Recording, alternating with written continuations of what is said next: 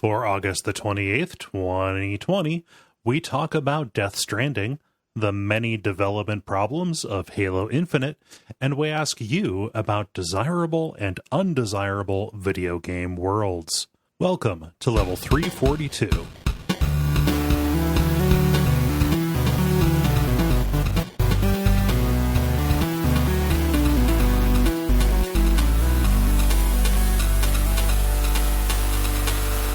My name is Cole Rouse. My name's David Maysmith. And I'm Jala Brendez. And you are listening to The Level. It's a podcast for people who love video games. Welcome back, Jala. Thank you. Yeah. So I took a little bit of a break from a lot of stuff. So like people who are used to me posting a million things, and then for the people who are in my special in group to get all of the cute animal pictures at random times. Day and night, haven't been getting those because I have been checked out for a bit, but I am back. I just needed some recovery time. Caretaker syndrome, so yeah. But I had a couple of fun things that happened. Okay. One is that I finished the final haul of limes from my lime tree. I had this one little scrubby lime tree out in the yard, and this sucker produces 5 billion limes. And so I already, at the beginning of the month, mailed out boxes of limes to people. Okay. And then I did another final harvest, and then I went through the great juicing and zesting of all the limes that were second best for the house, and then gave all the top tier ones and mailed those out to people as well. So all the limes are now off the tree, and we are no more limes until next year. That's good. But you have preserved the best parts of the limes. Oh, yes, and now I am enjoying them thoroughly. So, And then the other thing that was fun that happened is that I watched the old Dick Tracy movie for the first time since 1990. Oh, the Warren Beatty one? And amazingly, I remembered so much of that movie in detail, even though I haven't seen it in 30 years, and it's just like the best. And it's definitely based on a newspaper comic, and very, very exaggerated, very, very colorful, and I like that. I like how stylized it is, but also the fact that they play it so straight. They are so serious. It's great. Yeah, it just people think comic book movies are like a new thing, but like the 90s was lousy with like that kind of movie. For sure. But like that was fun. And it was so weird because like I said, I was kind of floored. I'm like, that movie is old as hell. It's like 30 years old. I only watched it when it first came out. I haven't seen it since then, but I remember. Why do I remember this movie so much? And Al Pacino is probably the best thing about it. Just because there are just some parts where he's just got these amazing lines. Yeah. Well, also, it's Al Pacino probably with the chains off. Oh, yeah. And I was trying to figure out how much he was just coming up with on the fly and how much was actually scripted, because there's so much stuff in there that just seems like that was not a script. He just BS'd his way through. He just improv'd all of that. That could not have been in the script. So I mean, you don't have to answer this if this is personal. Why'd you watch that? Well, it's great. Okay. Dave it was for the podcast. There we go. Well, no, actually, it's not for a podcast. Dave and I kind of get into these things, like themes of things that we feel like watching, and the last thing that we were watching was Kindred the Embraced, right? And then we kind of were shifting a little bit from Kindred, which is like it's got cops and whatever and things like that, intrigue and everything, and so we were kind of shifting from that to starting to feel more like I kind of want to watch some film noir or something like that, but not quite. And so it's like I was just like, let's watch Dick Tracy. That's like a light, PG movie, that's really colorful and whatever. But also we started a role play together, like writing a something together, whatever you want to say. And it's basically in like a Johnny Mnemonic style world, Cool. but it has corporations that basically are analogs for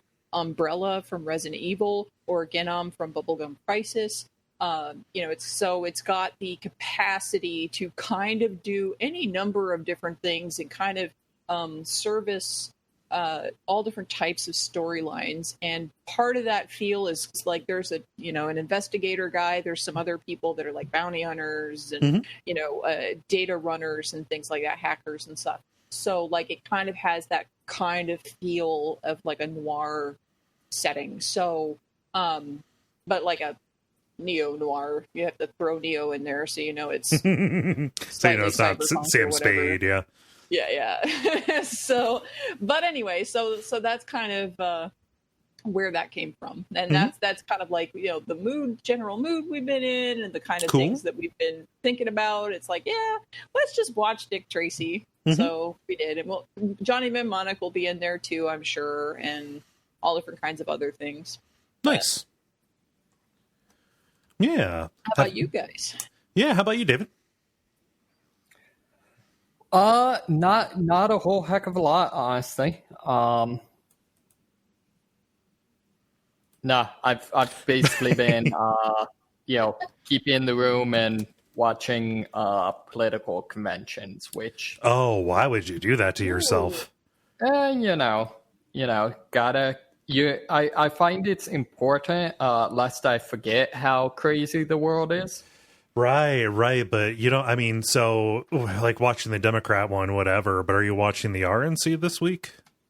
I'm at least trying to catch the highlights. Okay. So yeah. No, I have treated myself by not watching any of them, but it's impossible to avoid like videos of people freaking out. Yeah. Well, it's kind of weird. I think the latest kind of thing, which actually I think you saw on Facebook, is just I still can hardly believe that they they have the St. Louis gun. They have the St. Louis gun people. The con artists that basically threaten to murder people. Yeah, no, free of context or free of specificity, you could be talking about any number of people, actually. Well, that's true. Yeah. Huh. Well, hopefully you're finding a way to do yourself a favor with that. Oh yeah. Yeah. Huh. I've got not a whole lot going on. I'm going to be getting my new kitten this week. That was bumped up a little bit. That's nice. That's a big to do. It is. I beg to differ.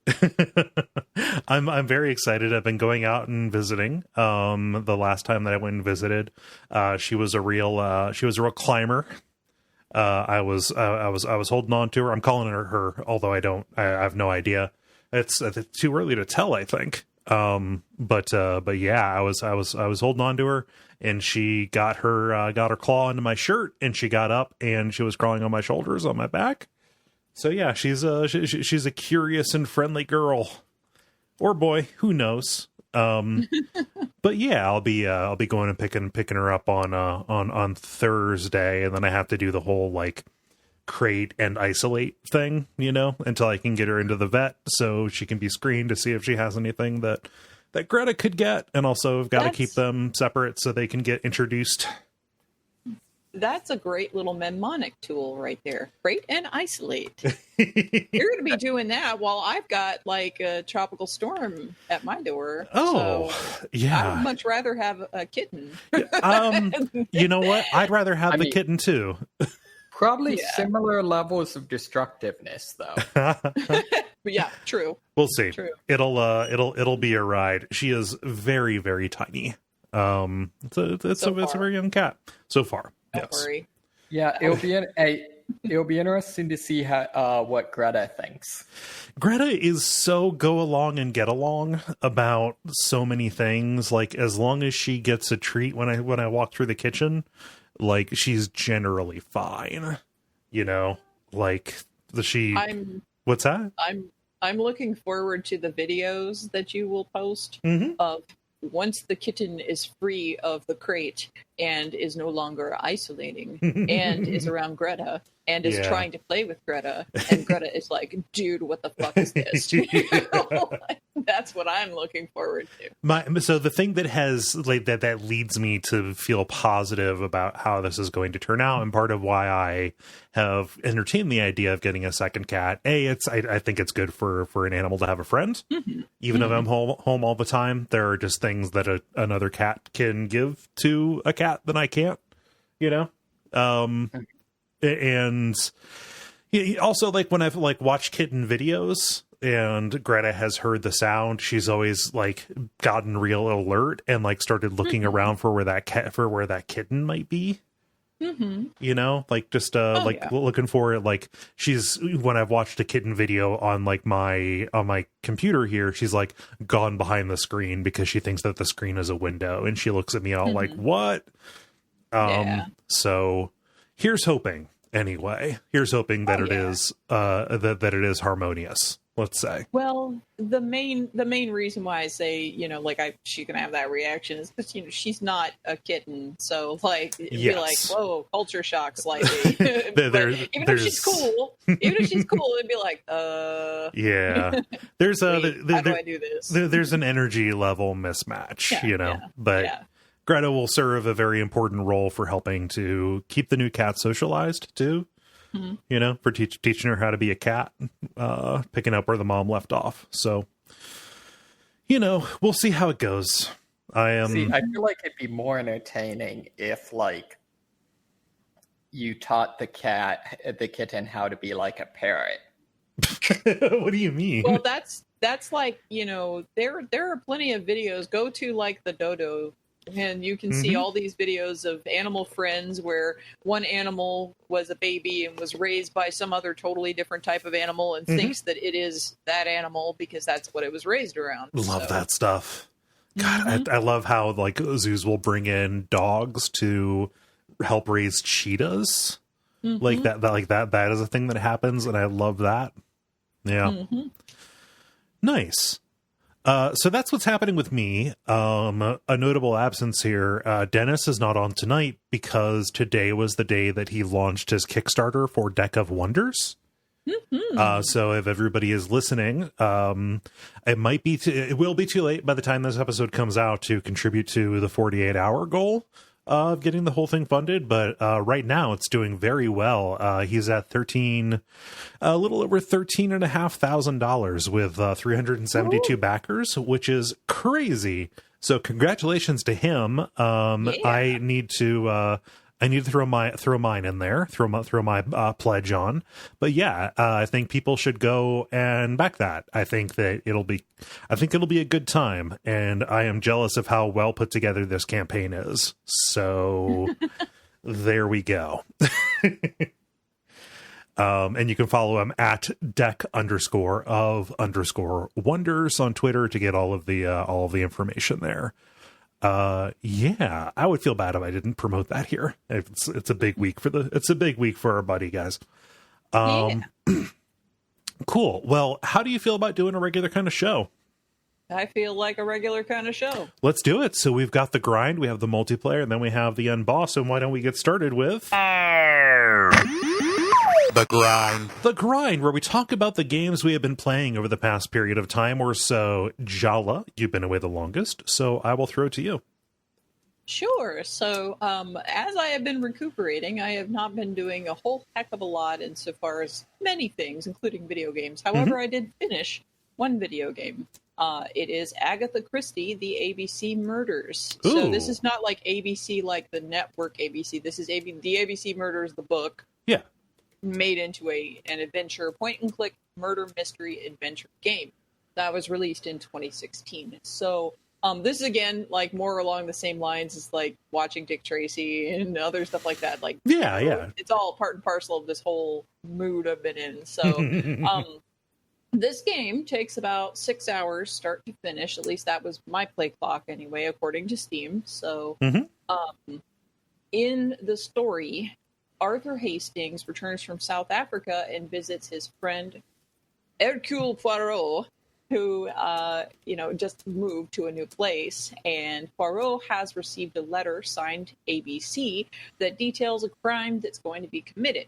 And after this crime occurs, it's the murder of Alice Asher and Andover.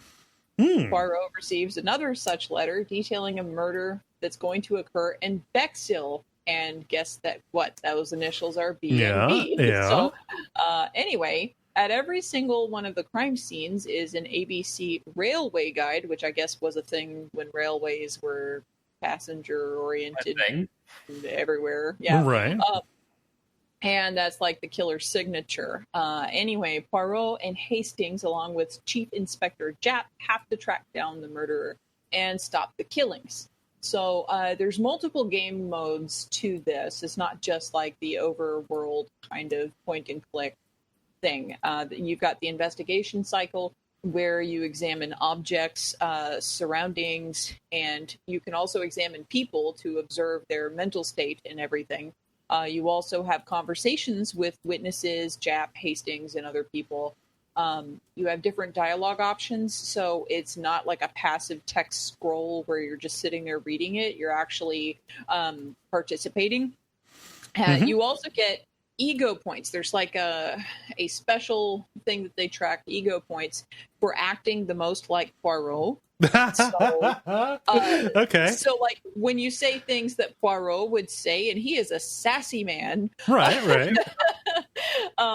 then you get more points. Also, there are mirrors in all different kinds of the locations that you go to, and if you look in the mirror to adjust your mustache, this always gives you ego points because he's apparently always looking in the mirror to adjust his mustache.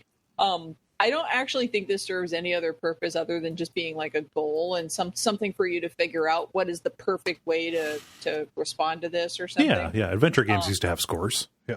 Yeah. So, but anyway, so that's investigation. Then you've got puzzle sequence, where basically in this game, everybody locks things with abstract puzzles, and Poirot has to figure out how to open them in order to get more clues and progress the story.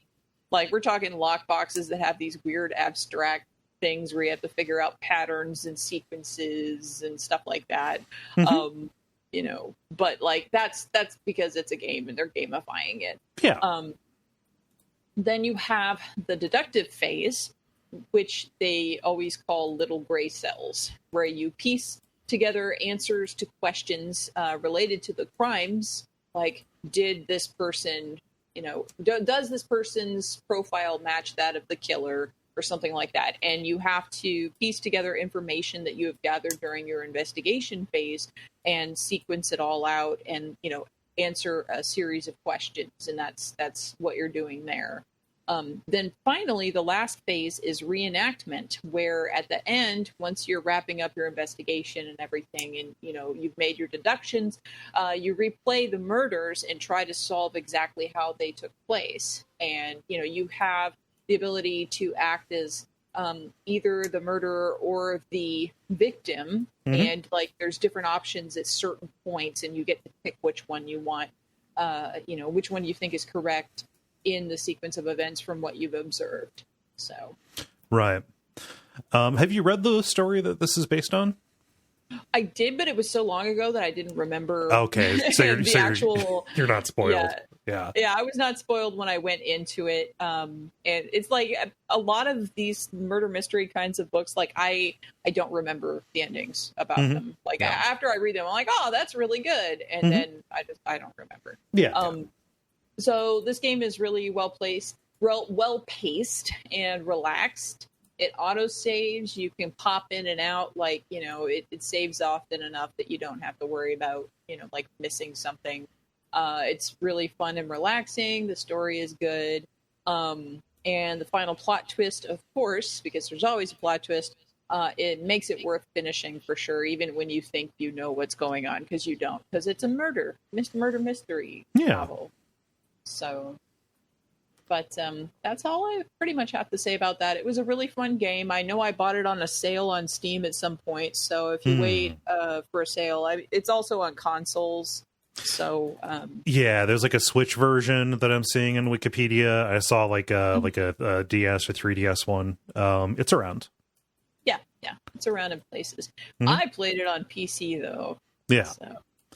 I'm looking at the studio's profile on Moby Games, and this is the same studio that made Garfield Kart.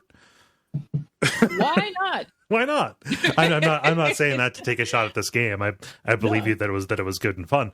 But that was just very funny to me. Like, oh yeah, I played Garfield Kart. I don't know what I think about Garfield Kart because I didn't ever play it. If you guess that it is a bland Mario Kart ripoff, you would be correct. Okay. Yeah. Sort of like how Garfield is a bland Garfield ripoff. I would love a Garfield mystery game where you're trying to figure out what happened to Lyman. That's dumb. That's okay. So- Somebody wants that also, Kole. It's fine. There are people that are reinforcing you right now, Yep. talking to their steering wheel, saying, I really want that too. And they're going to comment Reinforce. about it in the Slack, or they're going to tweet at you and say, I want that too, by the way. Don't Reinforcing. feel bad about that Garfield.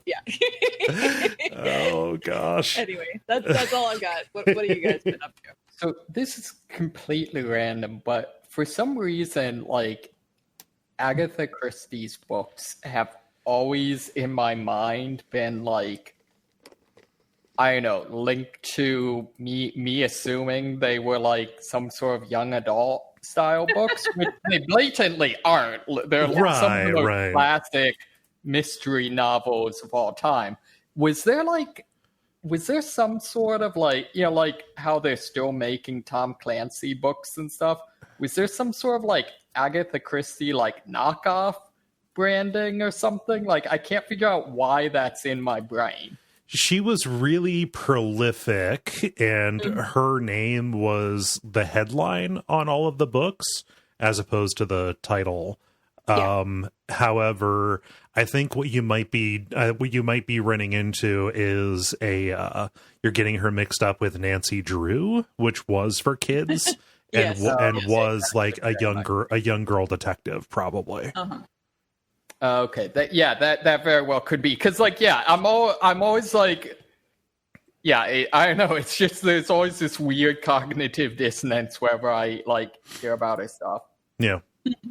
Yeah, I mean, because of Nancy Drew, I just before I looked into it and learned, I thought that like Agatha Christie was the name of like the main character in the books. I thought it was like a series like that. Oh Sure. no, Poirot No. is very fun. Yeah. I like Poirot, and of course Hastings is your Watson, so you know it's in that kind of style of thing. But Poirot is definitely sassy. Like I like Sherlock Holmes, but Poirot is a lot sassier. Yeah. I like his sass. Poirot's one of those weird characters that like I have a fairly good understanding of the character, but only 100% through parodies of him. Yeah. Yeah. Yep. Agatha it Christie goes. books read very breezy. They're quite they quick do. books. Yeah. They're fun to listen to on audiobooks too. Like they're Oh, just nice and easy breezy to read, listen to and kind of like chill out, but also still have something to think about that isn't the trash fire. Yes. Yeah. of No, the that's world. So, that's valuable. Yep, indeed. Yeah. I'll do mine because I really only have one, which is I have been continuing to play Death Stranding. Yay. I don't know that I have an awful lot additional to add on top of this. I'm a little over halfway through right now by looking at like the mission count or what have you. And I'm continuing to enjoy like riding up the empowerment curve on this. I have stepped from the bike, like the motorcycle, and I have like gotten to the point where I have a truck now. And I have enough equipment to where like I can like roll up to a raider camp and I can use my bolo gun to shoot to lasso any of them that come at me, kick them to knock them out so they don't get up, load my truck with all of the like stuff that they stole, and then breeze away because everybody who would chase me is knocked out and tied up. And that is like Good. implicitly leaving them for the Lovecraftian horrors to get? So they're never in a place where the BTs can show up. The BTs are always kind of bound to a particular area. Oh, I mean, from like a story standpoint. No, it's only if they die that they turn necrotic and will turn into a BT after a certain amount of time. Oh, okay. Right. No, if you kill somebody, you need to get them to a place where you can either throw them into a tar pit or run them to an incinerator, or else you have terrible things on your hands. Yeah. Yay, grim, dark stuff. But I mean, I just love the fact that Kojima like couldn't let go of hiding bodies. I mean, there is a stealth element to this. It's not foregrounded because this is more about, getting around and planning routes and stuff like that. But like this has real, like American Truck Simulator, like management sim kind of stuff going on. Like I have drones that I manage and have to like assign delivery tasks to and things like that. I'm continuing to enjoy the story from like a pulp point of view. Again, understanding that just because they deliver things like they are profound, it doesn't mean they are profound. And just because there is complexity here doesn't mean that any of it's subtle. If you can accept that and kind of go along for the ride, that will minimize the eye rolling that you may end up doing. And I'm enjoying it. I'm enjoying being along for the ride on the story, and I want to see how things go how things work out, because there are villains whose motivations I am unclear of at the moment, and I would like to know the answer to that. And the stakes seem pretty high. Yeah. I know. I love hearing about this game just because of the degree to which like the more Kojima changes, the more he stays the same.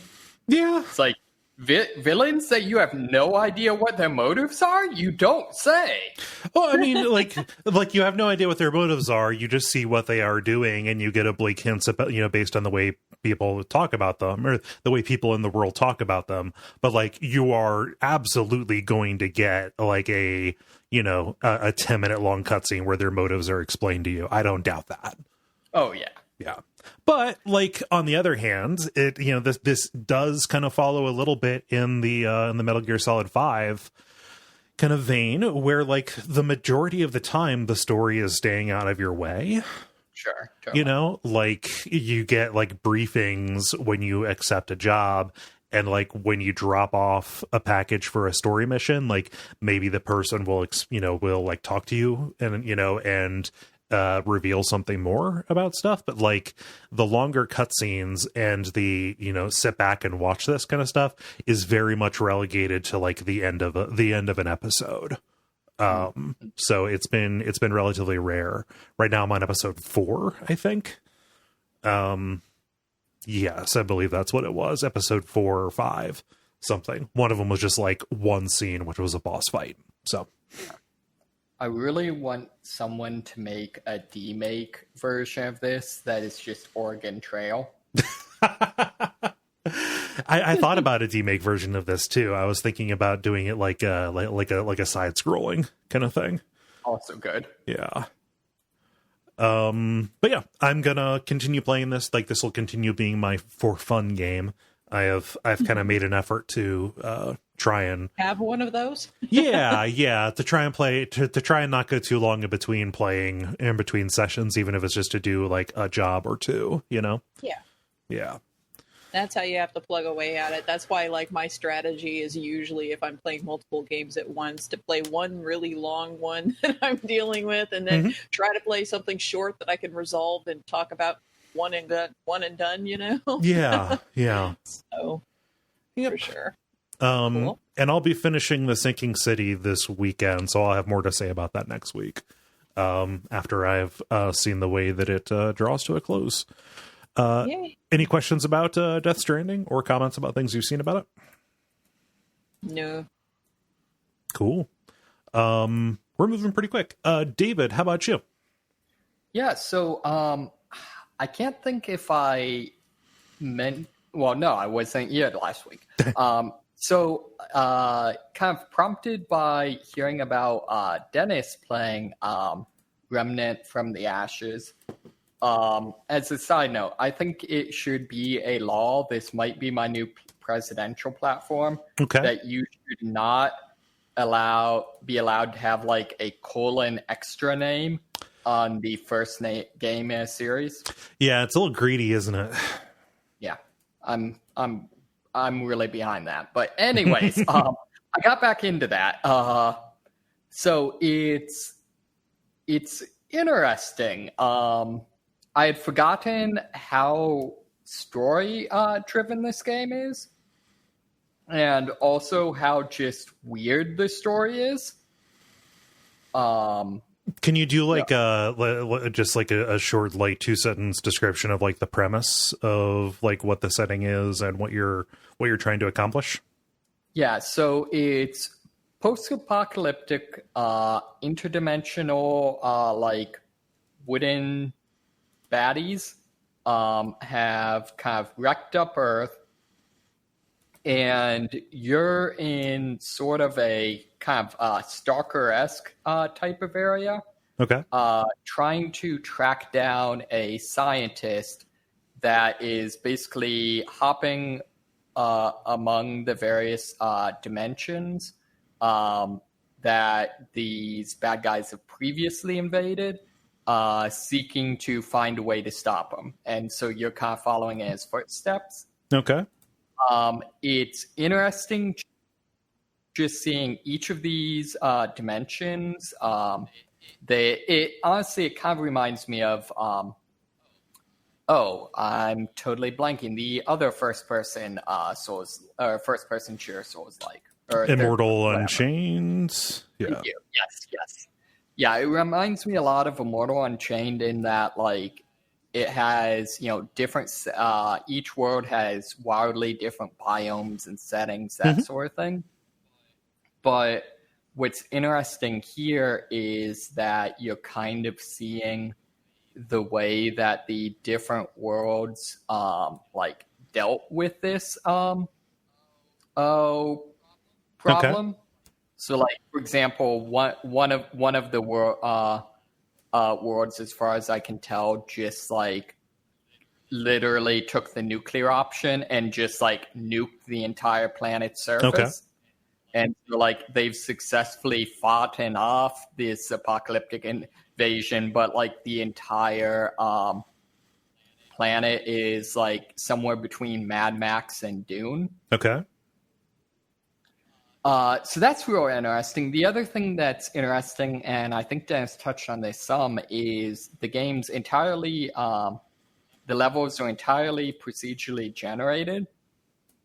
And that means not just the level itself, but also what levels you happen to see in a game. Mm-hmm.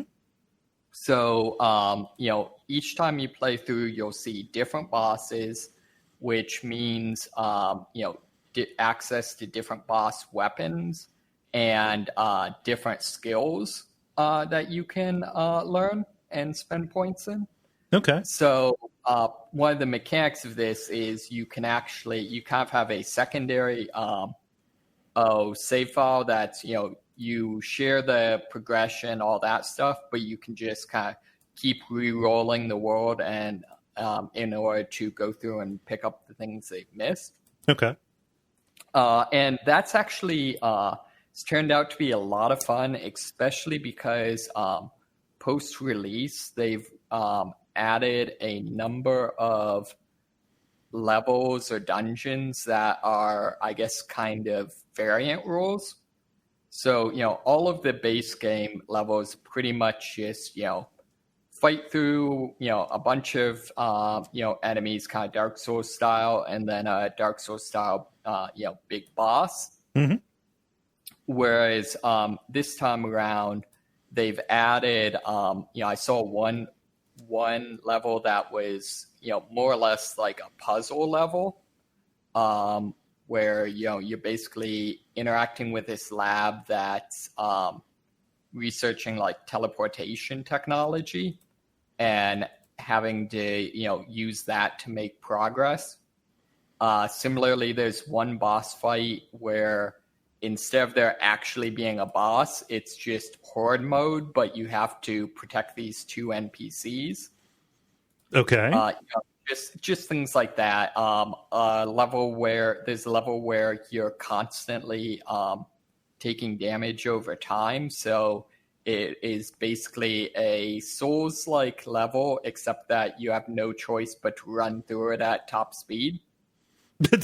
Okay. Yeah, all that sounds kind of cool. I like those ideas of like doing variants and stuff. Like that is the kind of thing that would be accomplished with a mod in most other games like this. Right, exactly. So it's really cool, and each of these things generally gives you some sort of specialized weapon or something like that for your troubles, and a lot of them are again just kind of weird variant weapons. So like I think I got like a crossbow that shoots 5 crossbow bolts at once. I got a Tommy gun. Just weird things like that. Yeah. So yeah, overall, other than that, I'm not sure how much I can say without spoiling something. But So I guess I will put questions to you, and you can decide what'll be too many details to share. Like what kind of build variety is allowed for you?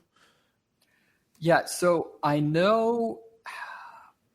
So at the very least, you can do a very long range build. So with a like a hunting rifle and a single shot pistol, that sort of thing. Mm-hmm. And you can do various like medium to close range builds with shotguns, submachine guns, things like that. You also apparently can do caster builds.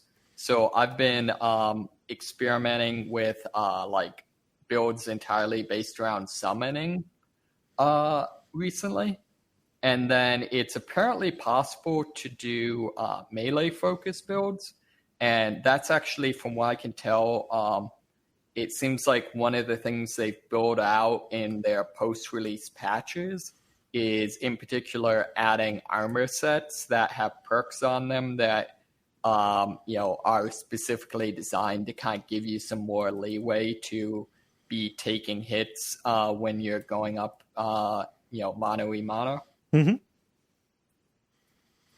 Okay. Yeah, that would be my primary question. Is just what kind of options are available for you, like from an expression point of view. So I think the other thing I'd highlight that I really like is the game takes place kind of an indeterminate amount of time after the apocalypse. Mm-hmm. So there's still a fair amount. There's still a fair amount. It seems of like people are still scrounging things. Things haven't been picked dry. There's still some technology stuff like that. But it's apparently at least old enough that there's it appears that like your character's generation was either like a child when the apocalypse happened or was born afterwards. And one of the kind of fun things they do is playing around with some of the like misinterpreted history. Oh, okay. Yeah, kind of doing like a Canonical Leibovitz kind of thing. Right. So like one of my favorites is that as near as I can tell, like hunters, meaning just straight up like your average deer hunter, have basically been reinterpreted as being equivalent to like what we would think of like rangers in a fantasy novel. Mm-hmm. So like people, you'll meet people that'll like tell stories about how like they could hear a rabbit's heartbeat from half a mile away, and those sorts of things. It sounds like you're describing gunslingers from the Dark Tower to me, actually. Yeah, pretty much. Yeah. Similarly, like some of the interpretations of like, people explaining like military technology. So like, describing, I guess kind of confusing or having a confused understanding of like, say, military helicopters versus tanks versus like medieval cavalry type of thing. Yeah. So like, basically having an idea that like at one point we had access to enough metal that we could, like put on flying things, but not really having any sort of understanding of like how that worked. Mm-hmm. Yeah. Okay. So just a lot of things. They also actually, with some of that has some surprisingly, I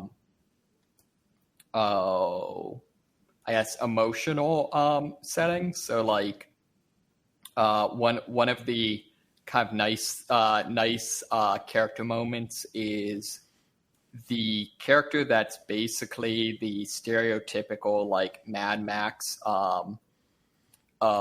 bandit leader. Okay. Is also the son of basically like this old man you can find like living out in out in like the middle of nowhere, just kind of living on his own, being a crazy recluse. Okay. And if in the kind of lead up, kind of I don't know, exchange threats, kind of element to that boss fight.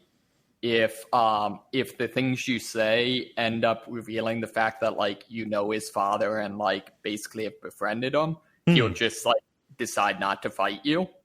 Wow. And so like so you can just straight up like bypass the boss fight of him being like, oh, you like gave my father food? All right, cool. You're making this sound a lot less arcadey than I'm led to believe that it is. Yeah, I mean, well, it's a weird thing because like the actual gameplay is straight up arcadey, but then it'll have story beats that are that range from just weird like kind of Dark Souls esque, like we're going to vaguely imply things and hope you figure out what we're doing, to dialogue trees that just go on for at length. I don't think that's bad. Not everything has to be Dark Souls. Yeah. Huh. Well, that's cool. I don't know that I have any other questions about it. You're doing a pretty good job of selling this game to me. Yeah, it's been one people have like talked about wanting us to cover on Bonfireside Chat, but I think the co-op angle has been a little threatening.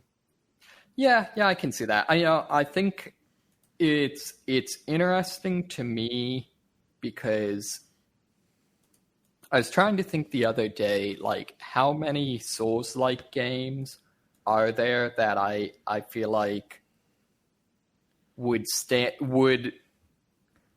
kind of be justified in existing if Souls-like was not a genre. Yeah.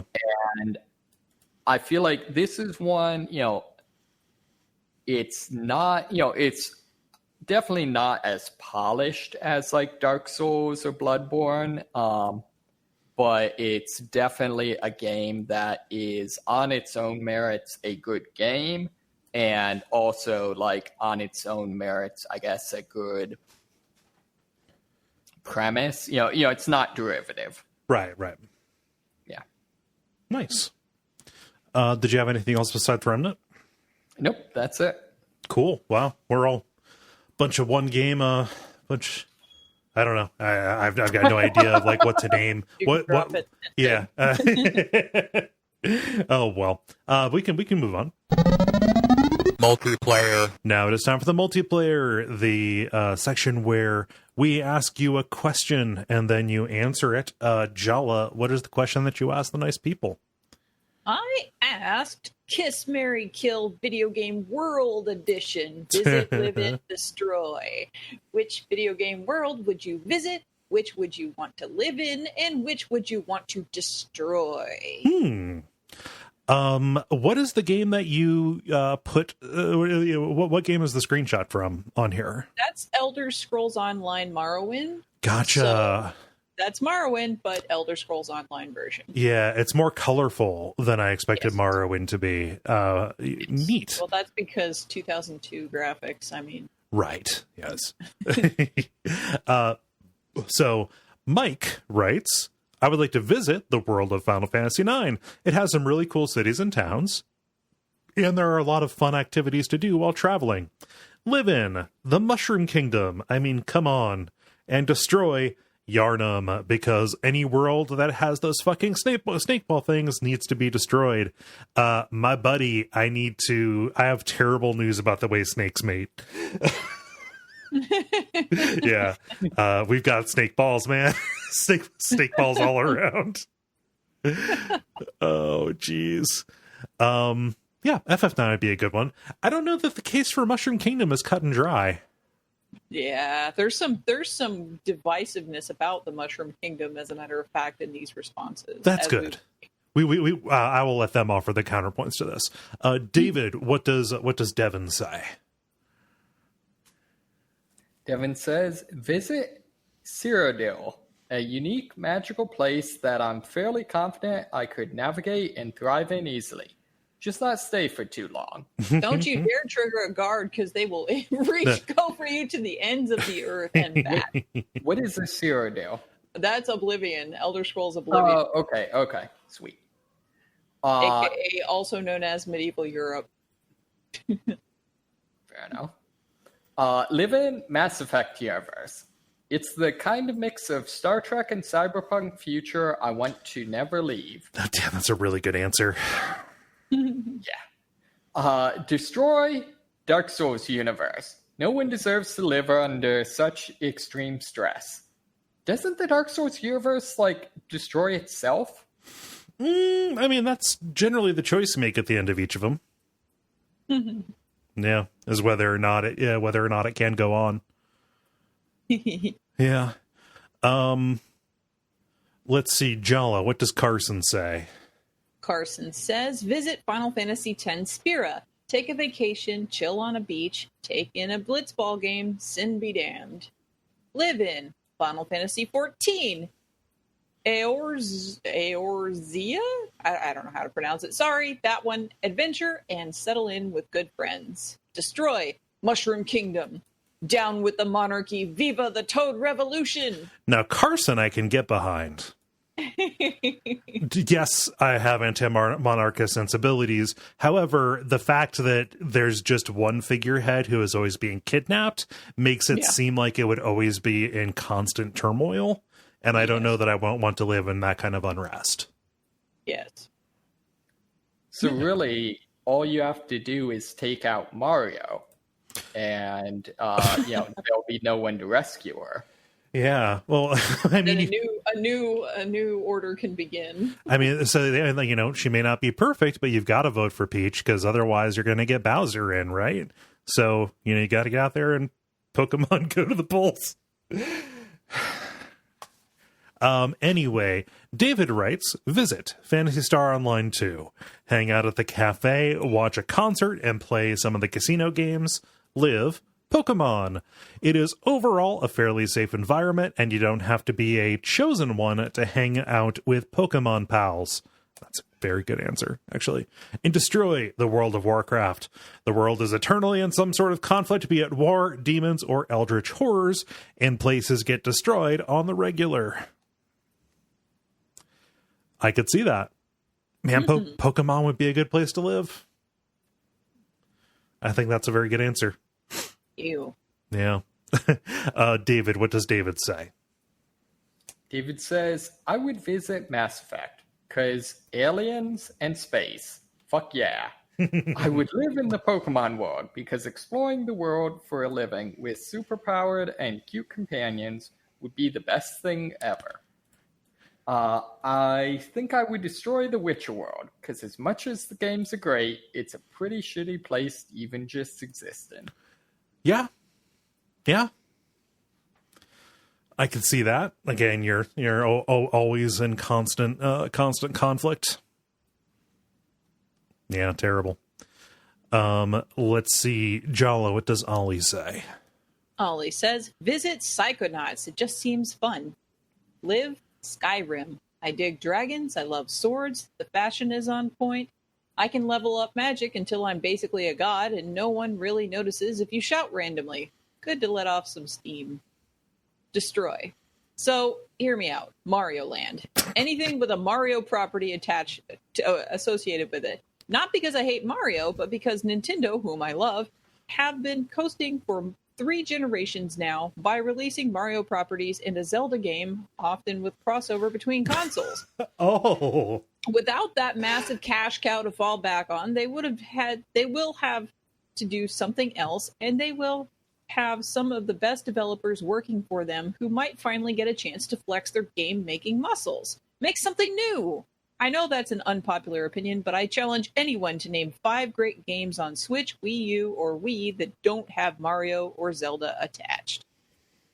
Wii and Wii U would be difficult. Switch would be a little bit easier. Everything has come out on Switch nowadays. I like Ollie's approach here, though, that Nintendo is looking at a real place to get ideas for this, and he is taking one for the team by going in and single-handedly strangling every Toad so that they can lose their inspiration.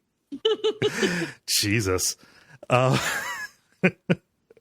Let's see. Lucas writes, to visit, it would be cool to take a short jaunt through the world of Dishonored, not long enough to contract a horrifying disease or be eaten by the flies.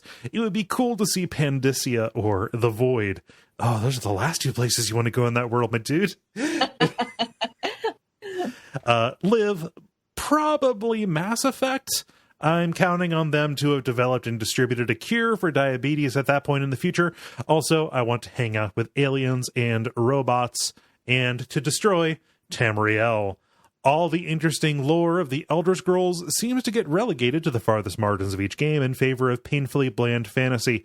Better to get rid of the whole setting than have Skyrim re-released on my Apple Watch or whatever. Again, going with this weird multiverse kind of approach. I would not have taken it in that direction. Let's see here, David. What does Tom say? Tom says, visit God of War so I can give Kratos and Atreus? Atreus. Yeah. Oh, is that his son? Yeah, the boy. Oh, okay. Yes, I would have totally known if you had simply said boy. Boy. A book on therapy. Living Insomniac Spider-Man, because somehow Peter Parker, a man with super strength, can smash a car into your face, and all that happens is light bruising. No one dies in that game unless there's an element of drama or tragedy. Avoid that, and nothing is legal. Destroy Yick. I think that's pronounced Y2K. Okay, the year? Yeah, it's like an indie RPG that is intentionally off-putting. Oh, okay. My bad. So Y2K, I would feel guilty destroying the universe, but I bet that you didn't remember this game existed till I brought it up. It's practically destroying itself already. Oh, geez. Yeah, to live in Insomniac Spider-Man would be good. I think that's good. Jala, what does John say? John says, visit the Empire of the Isles from Dishonored. Probably wouldn't want to stick around, but what with bloodflies and puppy-sized rats. Live in the world from a short hike. It's small but very comfy, and everyone seems pretty friendly. Destroy Rapture from BioShock. Andrew Ryan has freed himself from phony ethics and petty morality and charges for oxygen. Let's get rid of it. Yeah. I have a complicated relationship with destroying any world that is ours. Because half of me wants a meteor to hit. The other half of me is like, I don't know, I'd live there.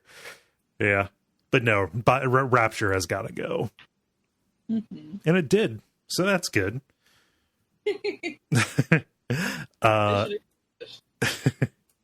Let's see. David writes, to visit Sapienza from Hitman. Beautiful place. Maybe living there wouldn't be the best with the super virus lab nearby, but for a short trip, probably okay. Live, the beach house from Uncharted 4. Seems like the perfect place to be eternally chill. And to destroy the world of XCOM.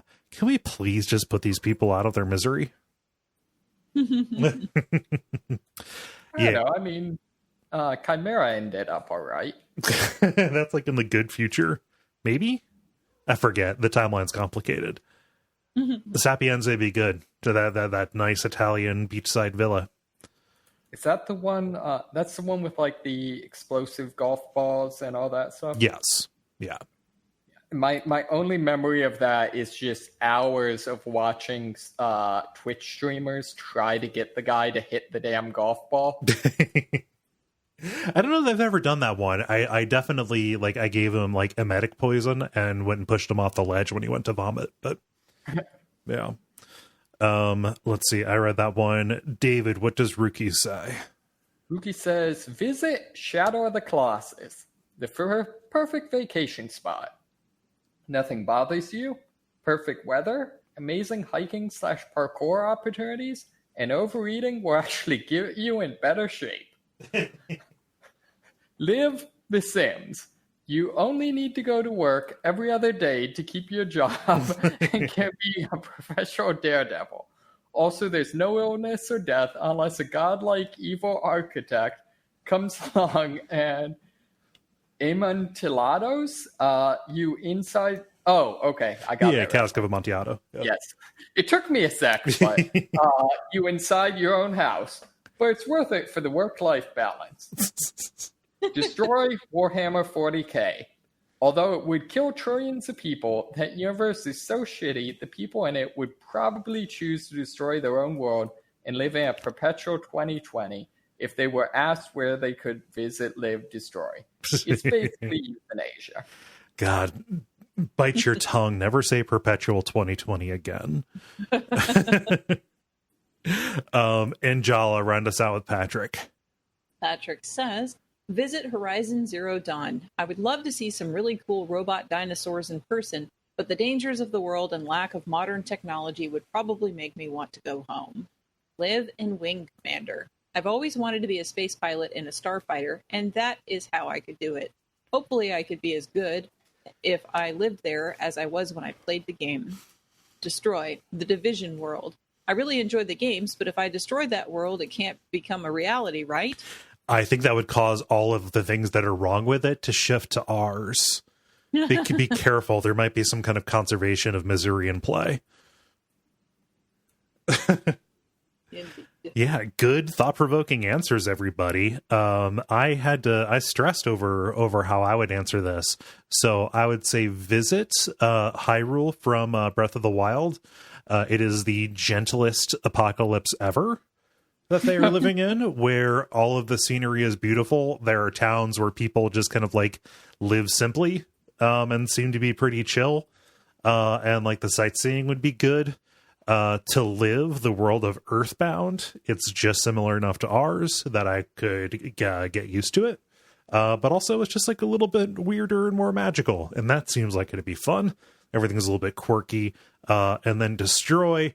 My joke answer would be the world of Civilization. Let's do this. Let's end this. Let's end this, buddy. No, no. But my actual answer, because I make this choice every time I play the game, Demon Souls. That world probably doesn't have a chance. So let's let the fog encroach. Yeah. Cool. David, how about you? Yeah. So for me, I think Visit would also definitely be was it Elsewhere in the Elder Scrolls series? I just feel Cat like People Land. Yeah. taking some time off and chilling with the cats, I feel like would be a lot of fun. Yeah. I mean, that'd be a great adventure, great vacation. For live, I think I'd go with Mass Effect. Okay. Just seems like a interesting world. Enough things going right to be worth living in, but not too many that would be boring. Right. Also, I feel like meeting lots of strange aliens would be pretty cool. I do have to say a close second would be Monster Hunter, though. Okay, yeah. Because I think that'd be fun. You can just live in that cool town and do a job around and eat big, beautiful meals. Yeah. Exactly. Destroy. That's a real tough one. I feel like 40K. I feel like is almost the inherent. It's the only ethical answer. Yeah, it is an entire world designed to suck. The only thing I think you could get with a world that is objectively worse, you'd have to go to I Have No Mouth by my Scream, and that's only because I don't think 40K has technically figured out immortality yet. They have, but only for one guy, and they have to kill a bunch of people every year to keep it happening. Because every day, several thousand every day. Because if Warhammer is anything, it's subtle. So I feel like also a close runner-up, though, on Destroy would be what is it, World of Horror? Oh yeah. Yeah, the Lovecraftian, Junji Ito thing. Yeah, that'd be pretty rough. If people can just wake up with a bunch of holes in their body, that's no good. Yeah. Yeah, and then Jala, round us out. All right, so I would visit Morrowind. It's a terrible place, but I like the bull niches and the scenery mostly, and as long as I stay away from other people, I mean, hell, when you first get off that boat, you can barely even walk, and you somehow survive. So I don't think it's really that dangerous. Yep. But it'd be fun to go, check that out. To live in Kirby's Dreamland, but the Kirby Star Allies version of it.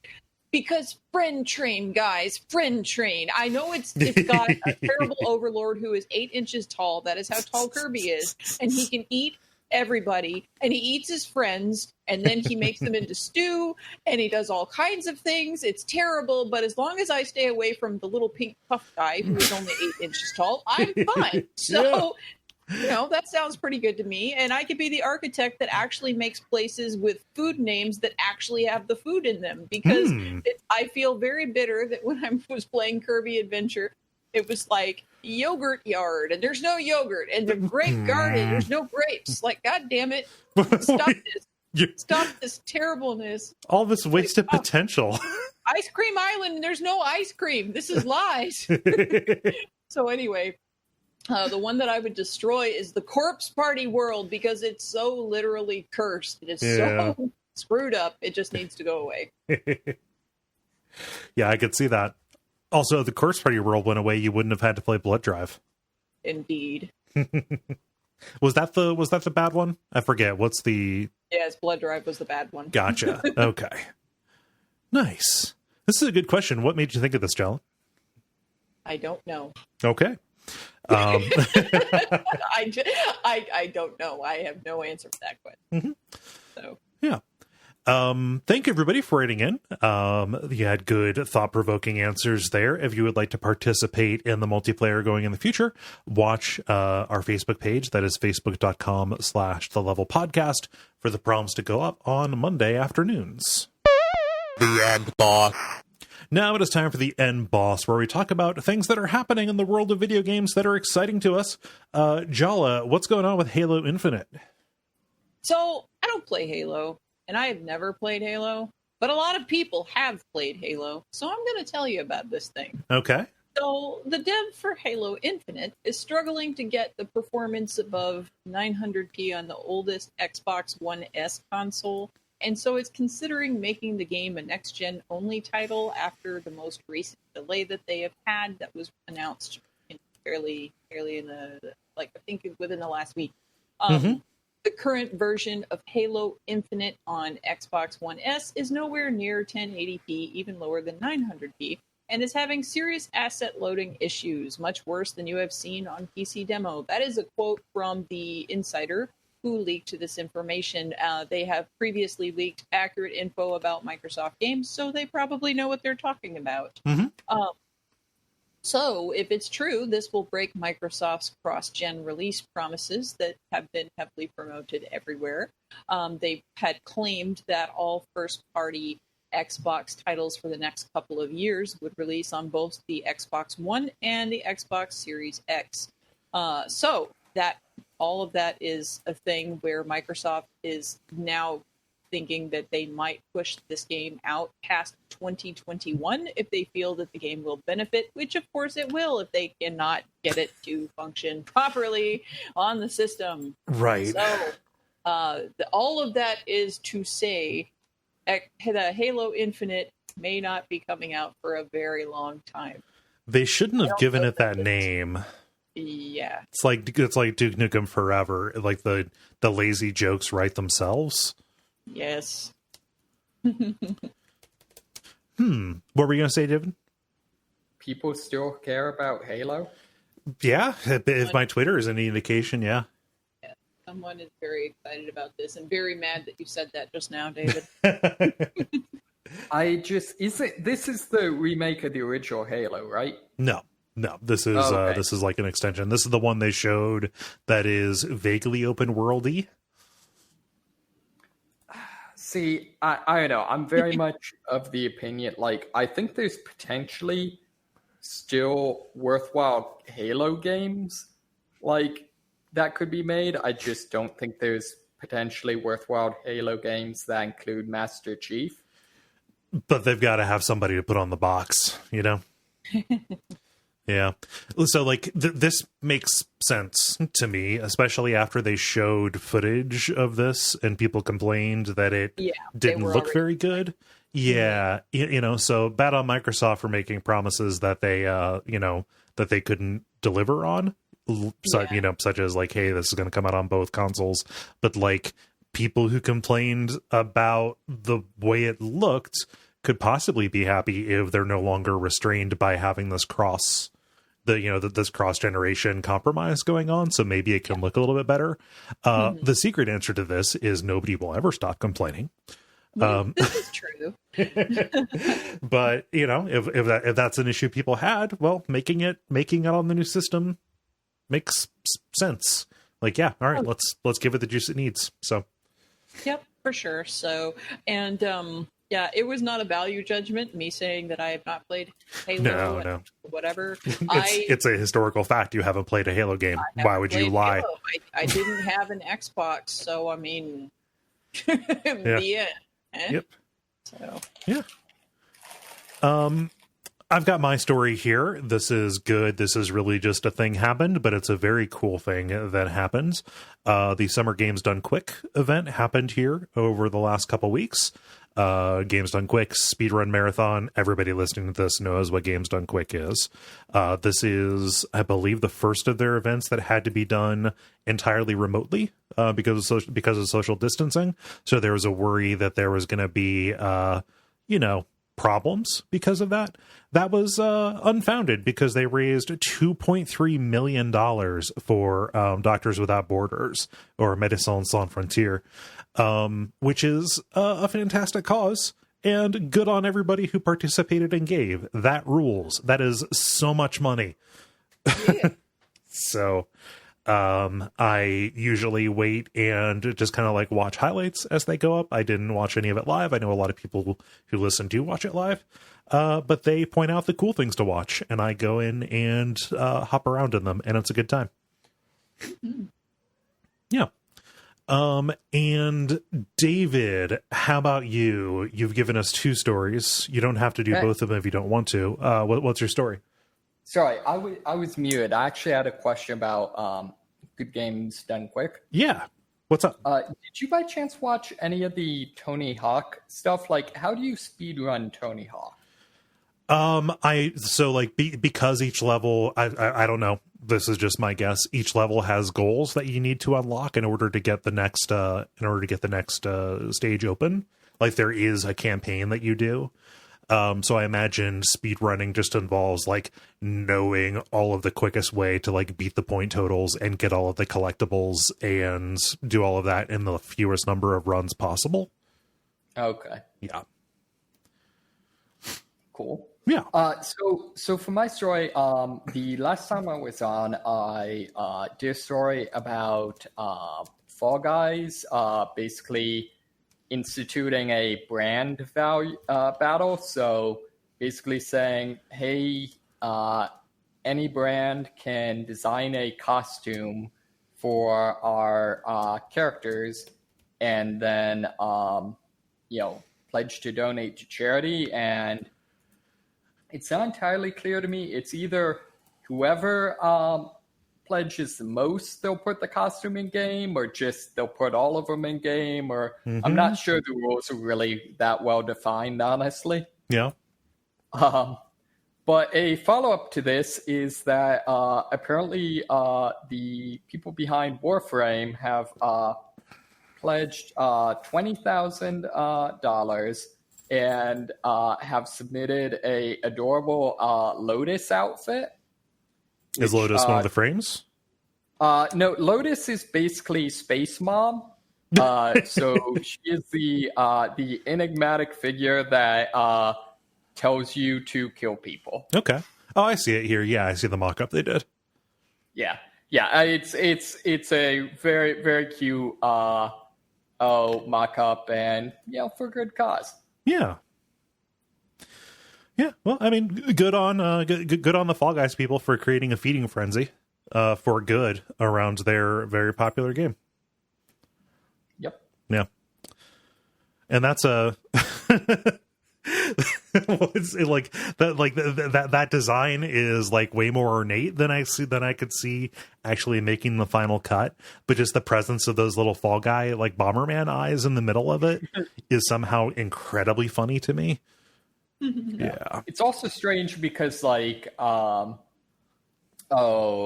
pretty much every character in Warframe, including the Lotus, does the Destiny they don't have any eyes, but apparently can see perfectly fine. Right.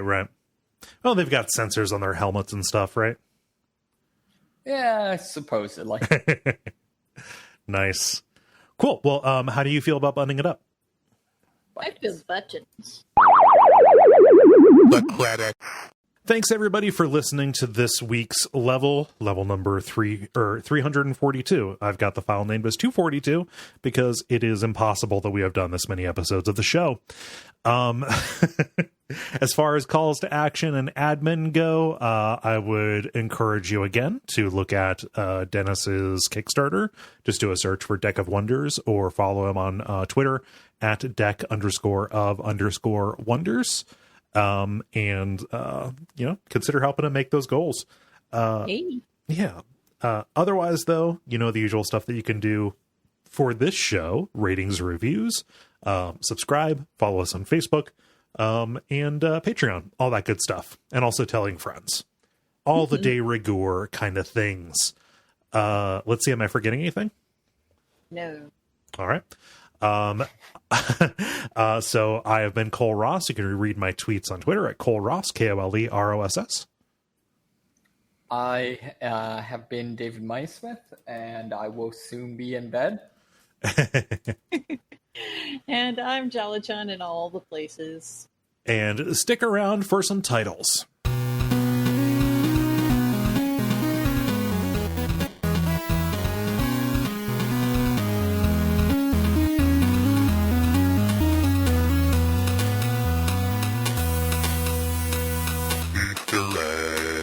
That's a quick episode. Wow.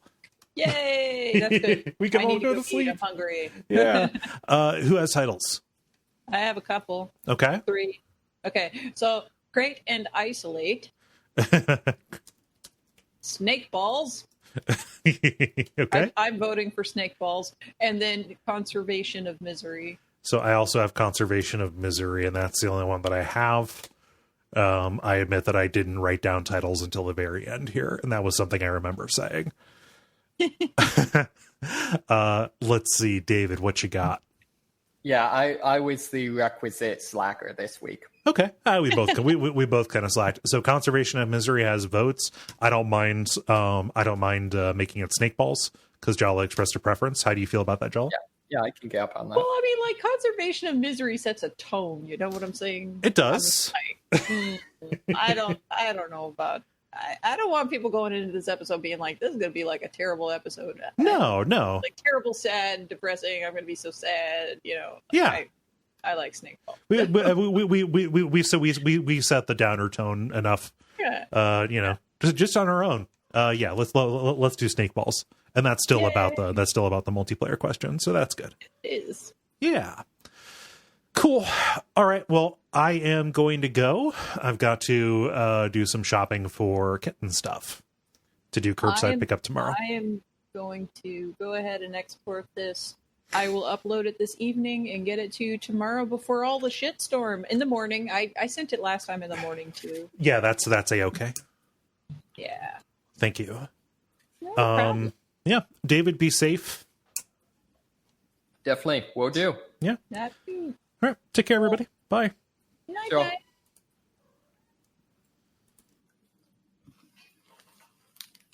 night.